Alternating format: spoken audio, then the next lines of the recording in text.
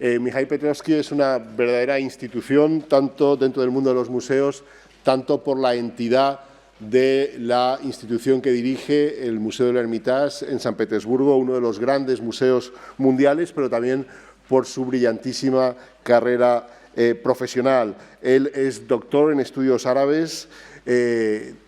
Desde 1991 fue nombrado director adjunto del Hermitage y desde 1992 es su director, es el decano de todos los directores de museos que estamos aquí. Ha compaginado siempre esta tarea como director con su docencia en la universidad. Es el director del Departamento de Estudios Orientales y de Museología en la Universidad Estatal de San Petersburgo. Y sería absolutamente imposible enumerar todas las distinciones y galardones que ha recibido a lo largo de, insisto, esta brillantísima carrera profesional. Caballero del Mérito de la República Italiana, la Legión de Honor francesa, es miembro de las principales academias rusas y es para nosotros un verdadero honor que esté con nosotros hoy aquí. Por favor.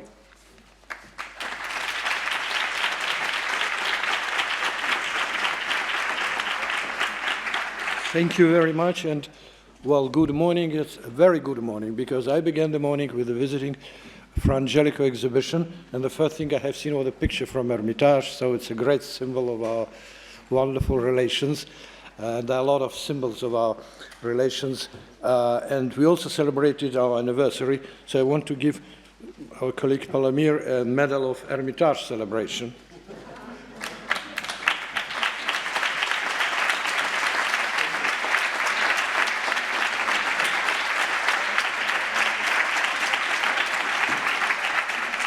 I had the pleasure to be here, not exactly here, but in Prado, 25 years ago, where we have the same meeting of museum directors.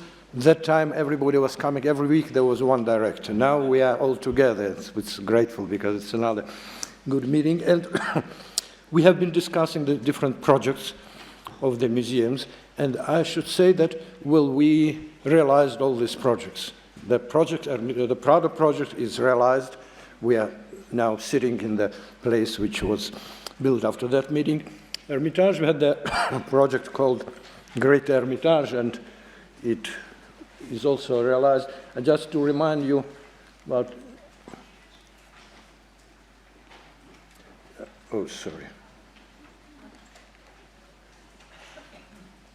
not Hermitage, this is Winter Palace, this is small Hermitage, Old Hermitage, New Hermitage, Hermitage Theatre, the Reserve Building, and here is the addition that what was called the General Staff Building, which is restored. Well, all this part of this belongs to Hermitage, and also this column was taken as a part of Hermitage during these 25 years, and here we have the display of art of the 19th, 20th, and 21st centuries. It's addition of something like 250 new rooms and the space. Here you go across the street, we go across the square. Hermitage is a museum of different ways of presentation. This is the new Hermitage and the way of presentation in a palace which is built, Palace Museum, built by Leo von Klenze. And this is our new building, the Matisse Room in the General Staff Building, another way of showing art.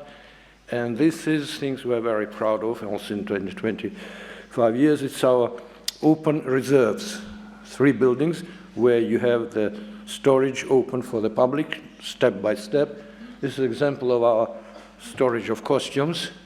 We change every 5 months, and it's a big collection. We have the same kind of storages for carriages, for applied arts, for paintings, and so on. This is a part which we, I think, is a good recipe.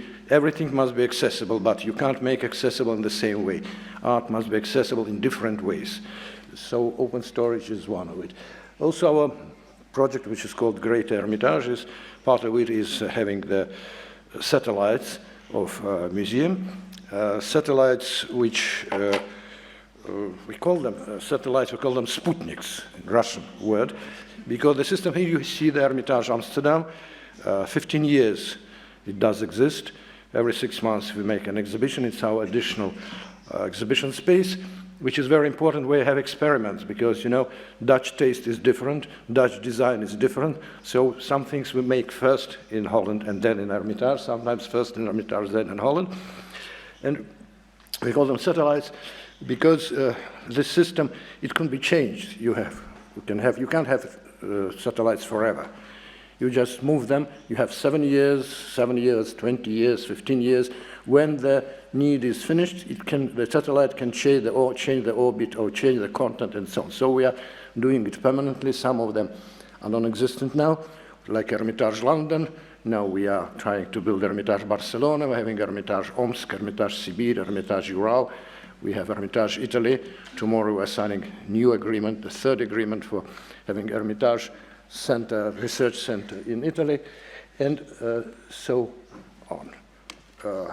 But I want to speak today a little bit more about the mission of the museums. We all know that our museums, we are created to collect, to keep, to restore, to study, and to show to the public cultural heritage and artistic heritage of our nations. We have to educate our nations. We have to educate in the sense of good taste in art. We have to educate their historical dignity. It's not exactly patriotism, it's historical dignity, right feeling to your own history, whatever it is. Museums of today became extremely important in the social life, much more important than before. People do listen to the museum. People do come to the museum. Museums are very open. Museums are a little bit like internet, open to the public. Everybody can have opinions, meanings, and we try to educate people through the museums. Museums are very democratic, the most democratic institution in the world, because it's for everybody. If every museum has something for everybody who comes, for the child or to the old person, to the person who doesn't know much about art, but still has something, can find something, to the gourmets and great specialists. So that's why what we do is not only important, it's extremely important, and we can try to solve some of the problems of today. We can't solve them, we can propose certain recipes. One of the problems of today, that the world of today is a world of hate, it's of enmity, of irritation, and part of it is connected with history and understanding of cultural heritage. We have all over the world what we call the wars of memory, where people are fighting each other, or the conflicts are based on memories, historical memories, artistical memories, who is responsible for what, who is better, who is older, and so on, and so on, and so on. All over the world we have this kind of discussions. Sometimes these discussions bring people to the real wars, like we see it in Balkans, like we see it in Caucasus, like I'm afraid we are going to see all over the world. And we can do something.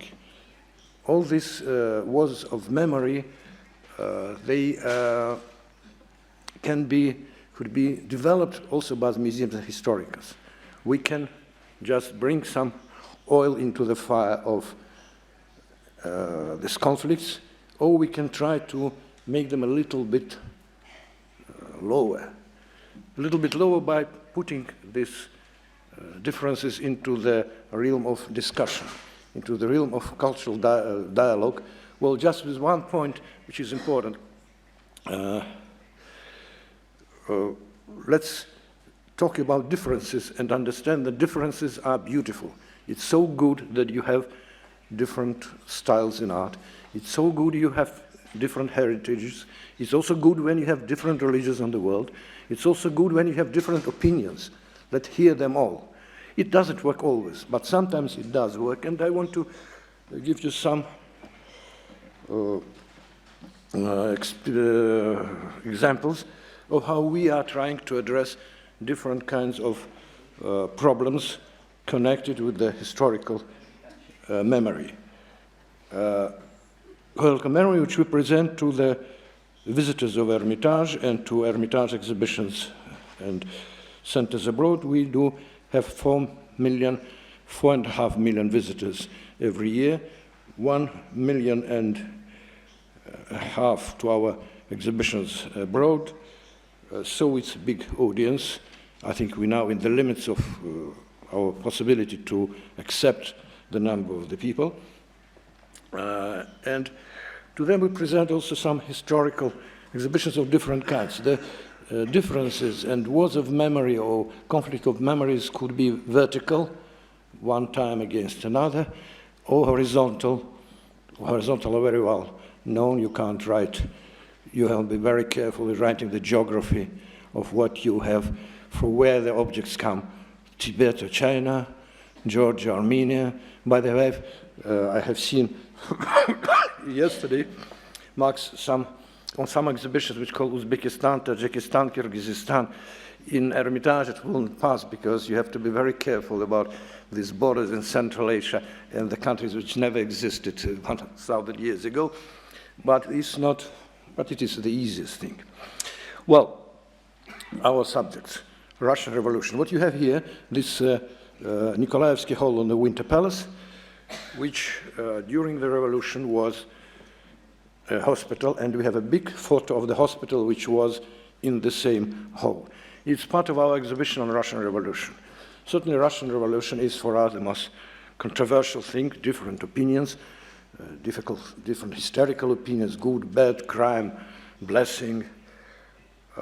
We are the place where this revolution really happened because our walls do remember the history, and we try to make walls speak. To speak and to say, one of the most important, well, symbolical things during the Russian revolutions was the storming of the Winter Palace, which was never a real storming because, well, the most of the palace was hospital. Small groups of revolutionaries tried to find provisional government, and it was difficult to find them in all these rooms of Hermitage. And we showed them with the story of the hospital. We also showed another story that it was important to have a storming of the Winter Palace because all the Russian Revolution was based on the history of French Revolution. And there was a storming of Tuileries, a real storming. So there should be a storming. So they made a storming, we stormed the Winter Palace. And then our great filmmaker, Eisenstein, made the film October, which made it really into a big storm and fight and revolution, which never happened. But, well, that's how art changed understanding of history to the degree that when Jean Renoir was doing his film Marseillaise about the real stomach of the Tuileries, he was looking on the, well, example of Eisenstein, and he made it to look like an Eisenstein stomach of the Winter Palace. So that's how we try, and we made an exhibition about Eisenstein also. That's how we try to put it also in a context, historical context, in the context of different opinions, in the context of a reality, so to make it historical event, modern event, which makes people confronted. Also for Russia today, it's a very emotional story. Another emotional story is the church. This is the church of the Winter Palace. Churches certainly, when in Soviet period, most of the churches have been closed, made museums or whatever. Now, churches are given back, there are services in the churches, but there is also a little bit of the exaggeration. This is the church of the Winter Palace. It was the home church of Romanov family, so it will be wrong to have it open and have the services all the day and with all the rituals of baptism and so on in this kind of a church. So we keep it for services, memorial services in the morning, and we made it a place to remember the Romanov family. You can see that the portrait of Nicholas II, just recently given to Hermitage. You can see here the shirt of Nicholas, which was on him when he was attacked during the official visit to Japan. You can see here the robe, official officer's robe of Alexander II, which was on him when he was killed by the bomb. So we tried to put it also in another context of history. And then we have another story, the war and siege of Leningrad. It's another controversial story because, well, there is a discussion. What was it? Because it was, siege was using hunger, the weapon in the military affairs. What was it? Fighting like Stalingrad, or was it things like Holocaust or like Dresden or Hiroshima? Was it a crime or it was a great fighting? There are different opinions.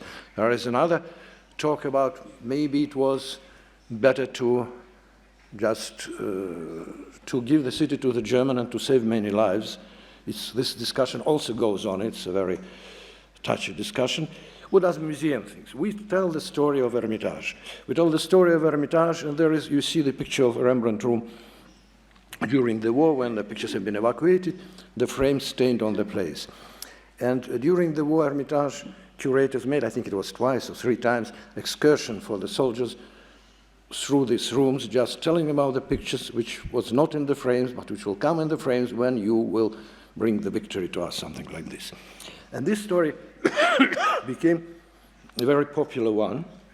There are books written on this. There's a book, English book called Madonnas of Leningrad.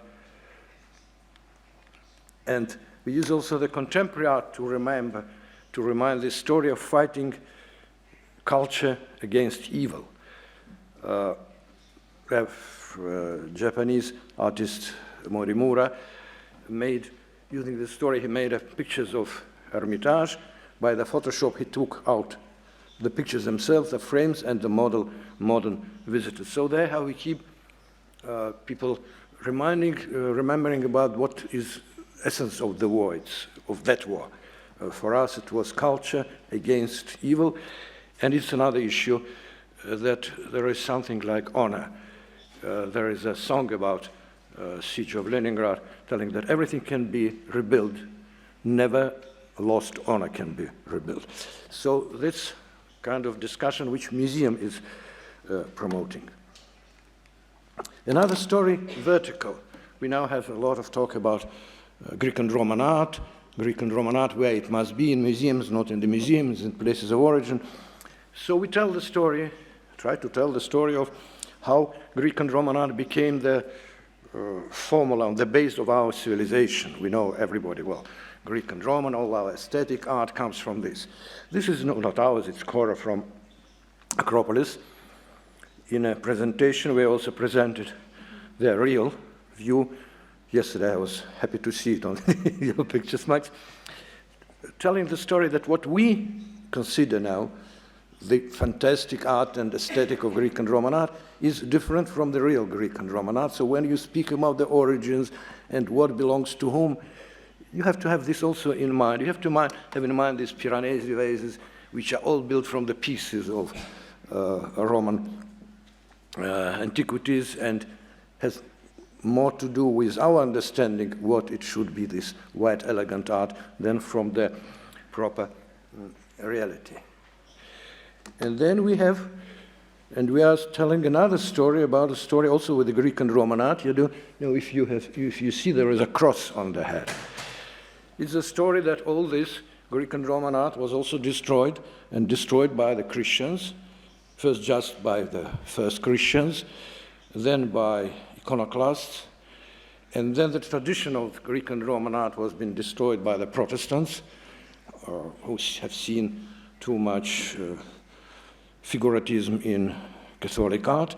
We have to know this. We are telling about this because then we come to the modern art, and we have the modern iconoclast. It's Palmyra. We have seen it also yesterday. You see, we are talking about the same things, but it's important because it's very important to show this is the Palmyra which was destroyed, and it's an important issue about your own national heritage. National heritage doesn't belong to you only. It belongs to all humanity. That's why you have no right to destroy national heritage, even if it's your own, and today you don't like it. This is what is happening all over this. This was happening also by ISIS. They think this is a paganism, it's their own heritage, so they think, why not to destroy it? So we have to promote this idea. You can't, it's forbidden, it belongs to everybody. This is the Palmyrian Tarif, which is in Hermitage. It's a fantastic text on the customs duties in the city of Palmyra. It was brought in the beginning of the century to Hermitage, and it raises another question. if this and many other things have not been brought to museums of Berlin, Paris, London, St. Petersburg, they have been destroyed, would be destroyed these days in our 21st century. You can imagine this kind of stones are a wonderful place for machine guns to shoot in and then to see how these letters, pagan letters, get out. So it's another philosophical story which we try to promote together with our collection of Middle East art, which presents, from our point of view, a good example of coexistence of cultures, especially in the Near East. Christian culture and European culture and Muslim culture have been coexisting. It's a beautiful dish, silver dish of the 12th century. It has Arabic inscriptions. It's done in a perfect style of Syrian crafts in 12th century. But what it has 12 double figures of saints, so it is very Christian. We even have been calling it a Nestorian dish, but it's not Nestorian, it's normal Orthodox Christian. So it's an example of that, and there is a theory also developed in Hermitage, that when you have different cultures living together, when you take the upper classes, in upper classes, the mutual understanding is much easier. The style of life is the same art is developed and promoted. So by collecting the things and showing them, you can show that, well, coexistence was existent even in the Middle Ages. It's time of crusades. And so it means that we do have some hope. Like this is a piece, it's an Alhambra vase, it's called Fortuny vase. It comes from Spain, from Fortuny collection then, and then from several collections comes to Hermitage. There is also a discussion. It's Alhambra vase. It has Arabic inscriptions which can be read. That's why I think it is Islamic before the Malaga became Christian. But it stands in Hermitage in the Department of Middle Ages, European Middle Ages, because it tells you the story of coexistence in Spain and Spanish culture. So we're always fighting. I'm telling, well, it must be in the Islamic department. Our colleagues in European said, no, it was traditionally in European, let's stay in European. You know, being a director, I can't insist, I have to be democratic. But anyway, I'm always showing it and telling it, and it goes to different exhibitions to tell this wonderful story. Well, this is another very touchy story for Russia. It's not in Hermitage, it's in Kremlin. It's a crown of Monomach. It's the ritual crown of Russian Tsars, which was been worn on most important situations.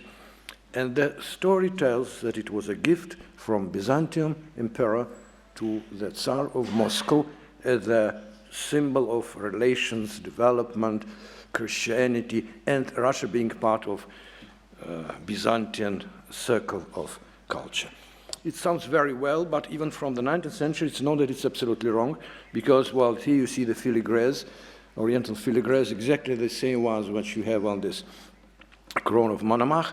And certainly this work was done by the craftsmen of the Golden Horde, this Mongolian Tatarian state which was occupying most part of today's Russia, or by some Tatars living in Moscow. Anyway, it's very Oriental. It's Oriental. It is a symbol of Oriental relations and Oriental orientation of Russian, Muscovite Russia, which then became the Russian Empire. And it's a very important issue because the stereotype of Russian history for many years was that these barbaric Mongols and Tatars came to Russia and occupied Russia and were oppressing Russians, and for many years we have been put out of the European culture, and only with strength we managed to become free. And so it was a very important thing and very terrible thing, which is called the Tatar-Mongols oppression. It's very serious because the second number of population in Russia today are Tatars, and it is not good, and it's absolutely not true to tell, well, these have been barbarians who oppressed us, and now we are barbarians who oppressed them. We are doing a lot in the Hermitage itself with excavations, exhibitions to tell the real story of the Golden Horde, which was a big Oriental empire on which Russia was just on the realm. Then definitely Russia, during the development of history, the Russian Tsars became powerful, and they conquered what was the Golden Horde territory. So now we have Russia is kind of hereditary to two traditions, Byzantine, right, with Christianity, and the Golden Horde, Oriental Empire with cities, trade, and so on. And we do a lot of work just to explain some nuances of these relations. For instance, in Russia, there is a very wonderful legend of the battle at the Kulikov field, battle of some of Russians, and not only Russians, against Tatars, and not only Tatars, which was the very considered to be the most historical thing. That's when we become free of all this Tatarian yoke and so on. It's right in a way, but it's not exactly right. Here's a stone which is in Hermitage, which tells it's written by officers of Timur Lenk, the conqueror of the ruler of Samarkand, the famous Timur, who was the real one who destroyed the Golden Horde. It's the text of him going to fight against Tahtamish, the Khan of Golden Horde, much later than all these historical events. So it was a long historical process of many people involved, of many states involved. So we tried to tell it how complicated it is, and we have done, and especially our branch of Hermitage in Kazan is a place where we do this exhibition about the Golden Horde, about the nomads empires, and about all this Asiatic history of Russia. And to tell things like this is a great symbol of what really this Golden Horde was. It was a big empire connected with Egypt, Iran, and so on. This is a tombstone from Solkhat in Crimea, from the excavations of the Golden Horde capital in Crimea on the Black Sea. It has, here you see this part of it has a lamp, which is the symbol of Islam. On another part, you have the cross, which is the symbol of Christianity. And on it, you have Arabic inscriptions, which has nothing to do with religions, just good inscriptions, which all bring together different symbols of different religions, which show how international this thing was. By the way, we are digging in Solkhat for many years. We have been digging there in Soviet time, in Ukrainian, in post-Soviet time, in Ukrainian time. We're digging there. Archaeology and museums are bridges which try to exist always. Doesn't happen always, but we always try to exist and to keep our interrelations going on. Another story, relics of the church. As I told you in the beginning, we have one of the problems of restitution. We now use word restitution for everything. Restitution, well, Russian church wants to get back everything that belonged to them and didn't belong to them also. Because in Russian Empire, church was a kind of a ministry. So was building belonging to the church, building belonging to the Ministry of Foreign Affairs, to belonging to the Ministry of the Court, and so on. Now, all the temples, all the buildings, all the economic buildings, all the icons, there is a discussion of giving this all back to the church. We have discussions permanently. Today in the morning I have the next discussion of writing another letter, how to make it coexistence, because you can make it all together, you can live together, and we're giving recipes. This recipe is connected with Armenian church. It's a wonderful reliquarium built in Kilikia, done in Kilikia, it's silver and gold, was in European monasteries, in Kilikian monasteries, Armenian ones, European, then was in collection of Basilevsky, then came to Hermitage during the time of Alexander III. Inside they had the relics of Armenian saints, including the Grigor Lusavaric, the main saint of Armenian church. So in Hermitage, before the revolution, it was in the church of the Winter Palace. After the revolution, the reliquarium itself was shown, and the relics have been taken out and put somewhere under the tables of the researchers in Hermitage just for nobody to see it. And when the time changed, we took it out and we gave it solemnly to the Armenian church, the relics which should be in the church. And the next step was they have done the copy of this reliquarium, which was also given to Echmiadzin. It is now used in Echmiadzin for different celebrations. The original thing which is part in the masterpiece of jewelry, work craftsmen, and part of history of Armenia and the Middle East, is in the museum as it should be. This is one of the examples and the recipes which we present to the society. Sometimes it helps, sometimes not. Another story is conflict, vertical one, contemporary art and classical art. Yesterday also heard about a little bit about this. How do you divide? Do you divide museums, classical art, contemporary art? And you perfectly know that sometimes all contemporary art becomes classical art, and so you move. It's a great dream of moving things from Renaissance here to Prado. It's absolutely okay. I think that all this idea, it's a very active idea that contemporary art is something different. It's very different. It must have special museums, a special language. It'll just don't touch us, and saying don't touch us. It's also important in Russia, but in Russia we're always waiting to that something like MoMA will emerge, museums for modern art. It doesn't happen. So now the museums of big museums in Russia begin one by one to deal with contemporary art, to show contemporary art, to protect contemporary art. By the way, just today, well, yesterday, 2 days ago, I sent a letter. Yesterday was a decision of Ministry of Culture, that a big institution which was founded some years ago to promote contemporary art all inside Russia. It became now a part of the Pushkin Museum in Moscow, which is the right thing because contemporary art is not very much in favor today. So it is good to put it under protection of a big museum, especially that these centers of contemporary art have been existing in different regions of Russia. It's so important to keep them going. But it's always a way, how do you present it? What you see here, this is a sculpture of Jan Faber. You see the picture of Snyder's there. And Jan Faber was given space in Hermitage to do whatever he wants to make a dialogue between the Flemish collection in Hermitage and his work. Definitely it was a big scandal. People have been writing in Russia, they are not writing to the newspapers or the social media, they're writing directly to the prosecutors. It's against the law, this is against the law, this is against the law. So we had to find, with the help of the social media, by the way, and we try, it is part of the things we try to make this dialogue to show that there is contemporary art, but all art is one art. It has the beginning, development, and the new stage, like you had it in the Met.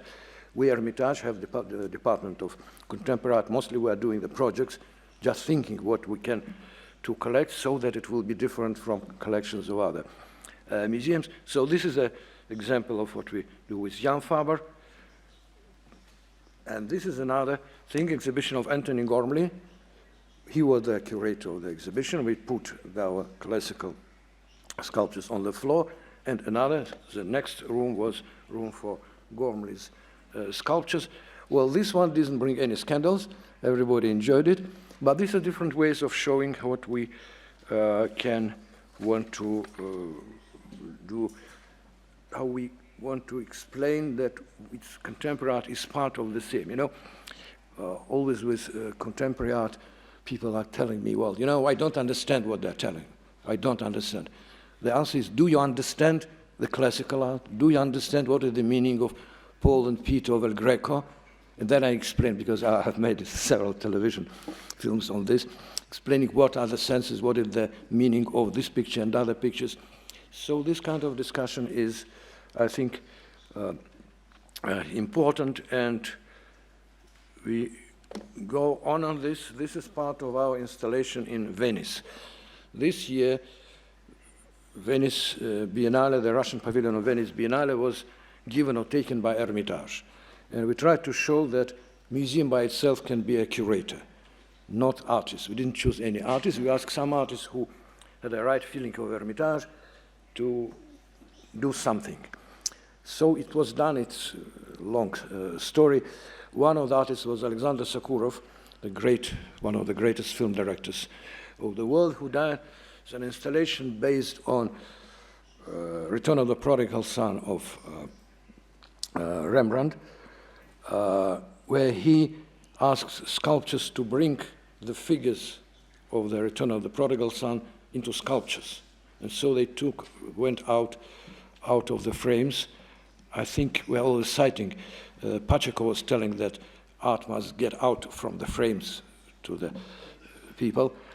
So they came out, and the story of Sakura, the question is, well, we have the prodigal son. It's a story about mercy, and everything is okay. But what will happen when this prodigal son, after all the embracements of the father, will stand up? What will he do? Maybe he'll ask the older son, give me some more money of my heritage, and whatever it will happen, because we know what happens in this land. The two big screens are showing the today's Near East. This is the kind of a Bruegel's Babel tower with all fighting going on. It's 30 minutes video of the fighting going on in Syria and northern Iraq, to show that, well, even the mercy can't save the world. The world is terrible. You have blood and rivers of blood going around us.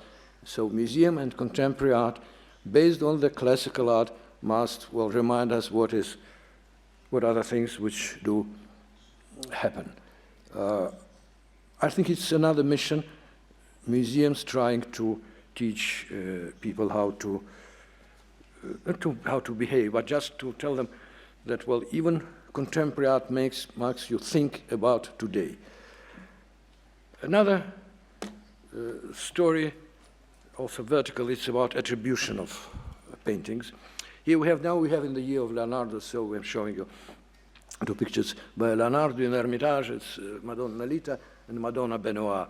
Madonna Benoit just now is being installed in the Museum of Perugia, where we're showing her, because it's in Hermitage, in a way, we are doing all the things not like normal people.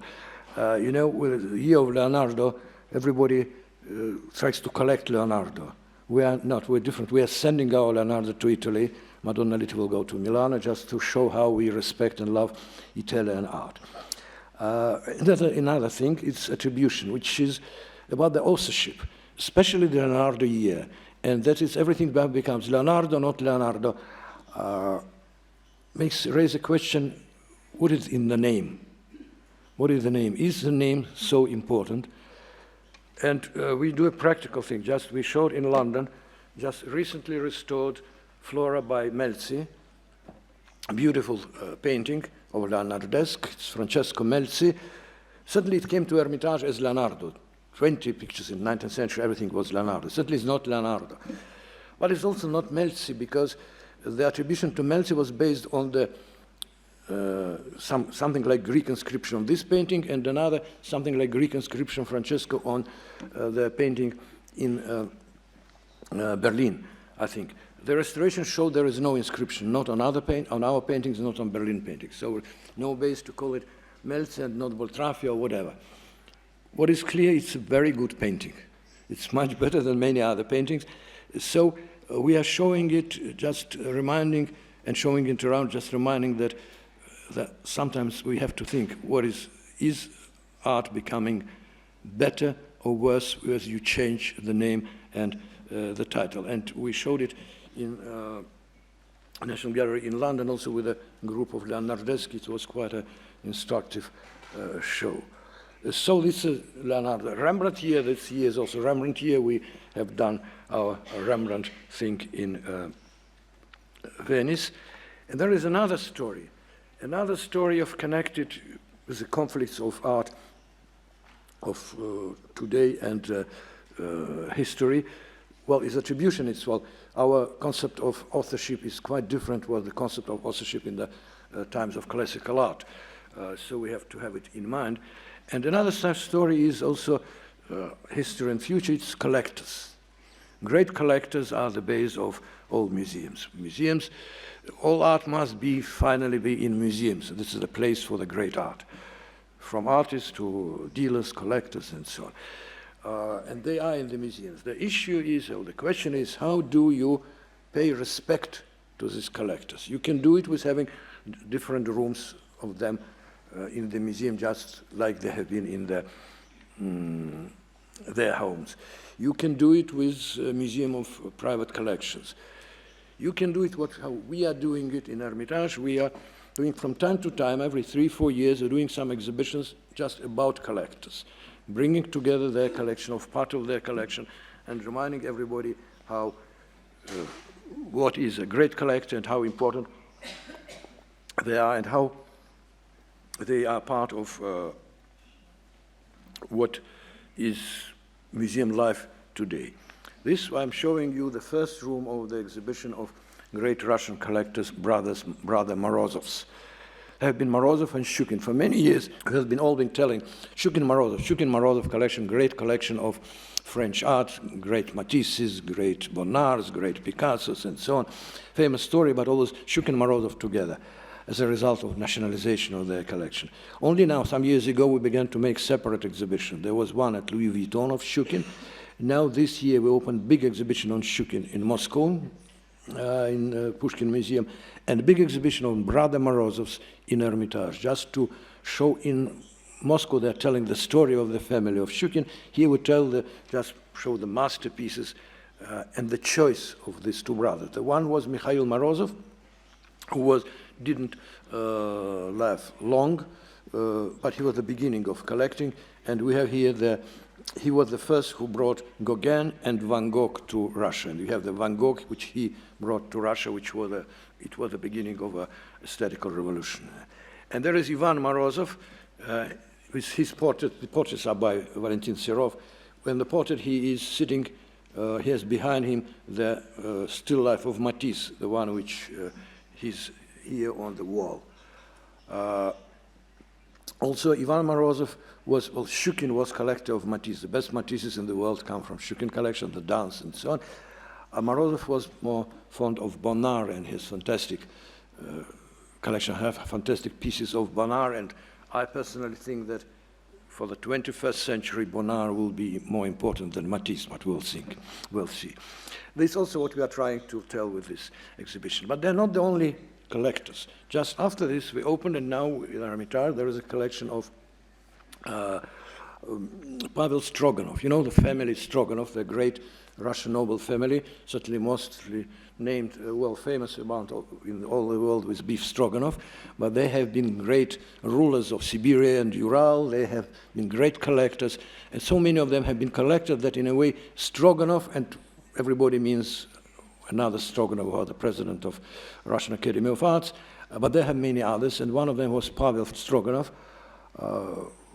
wonderful lover of Italian art, one of the collectors, there are not very many, who gave his collection to Hermitage, part of his collection to Hermitage, Filippino Lippi and so on. The one who also his collection finally ended in Hermitage. The best early Italian paintings in Hermitage come from his Pavel Stroganov collection. So it's another revelation for the public to remind you who was this person and what he has done to Hermitage. Another story, this year is Year of Collectors. We have now a small exhibition of Max Ernst. There's a small collection with which Max Ernst came to Paris and which was presented in Aram Manoukian's shop atelier, and was kept as a collection for many years. Only recently it was first shown, I think, in Britain and then in Hermitage. The story of collector or dealer who kept the collection intact for many, many, many years. And then in 3 weeks, I think, we're opening another exhibition with Paris, with the Louvre. It's about Marquise Campana. The story was a great collection of Greek and Roman art, which was then sold after Marquise Campana was arrested, and a big part of the collection was divided between Louvre and the Hermitage. Well, Hermitage, Louvre, I always said Hermitage got the best. We think Louvre got the best. Certainly maybe the best things are in Italy still. Anyway, we're going, it was shown in the Louvre now, we're showing it in Hermitage, then it goes to Italy. It's also about the story of collecting, about a story of division of collections. For instance, Shukin and Morozov collection, well, Shukin collection was divided and Morozov collection was divided between Pushkin Museum and Hermitage, and it saved them from being destroyed or sold because it was too modern an art. And so we're telling the story of Campana collection. All these things make collections, our collections more dynamic, moving from one place to another, and telling the story of dynamic with a historical dynamic, with all the problems and conflicts which did exist and were fate of collection. We still want to show all this. The whole story, art is whole story, the whole story. All the history is part of the story, bad or good. Today it's bad, tomorrow it will be good. So we have to avoid this wars of history, wars of memory, by telling more, by discussing, and in a way, people saying, well, too much talking doesn't bring results. It does bring results. Too much talking brings results. In many cases, all diplomacy is about much talking. And it also showed that the culture has its own rights. And just finishing, this is the General Staff Building. This big arch belongs to Hermitage. And it's also a place of fighting the historical, for historical memory and historical wars. Also today it was on telephone. Palace Square, big square, empty. Everybody wants to make different things on this Palace Square. It doesn't belong to us. It belongs partly to Hermitage, partly not. It's always fighting. We are saying that historically it's a place for military parades, for sports, and for everything which could be like a flash mob. You come, you sew, and you go out, because we have to show this. Certainly everybody wants to make stages here and to make rock concerts. And so the fighting is between us and many companies who want to make it a place, a good place where you don't pay rent, and so on, to make big concerts and big events. So sometimes we are winning, sometimes we can't win. But anyway, as a result, I think we will do what we think is one of the most important things of museums today. We must, well, go out from the outside of our walls, not bring too many people inside our walls, to go outside. We go outside with our ideas, with our understanding what is a good taste, with our understanding what the right history is, and to bring it in the streets, in the squares. And this is what we are trying to do. We are calling on the first floor of the General Staff Building, we have what we call the Forum of Hermitage, where we make exhibitions which are not very artistic, maybe, exhibitions which have more social meanings, which bring people who don't pay for the tickets, which comes out to the square, so to show that the whole life must be based on the principle on which museum lives. I have a kind of a slogan, nobody likes it, only the museum and culture people, that museums are much better than the world which surrounds them. Our economics is better, more human, our politics is better in general, while people feel nicer in the museum than outside of the museum. So this is our slogan against all the hate which exists today in the world. Thank you very much.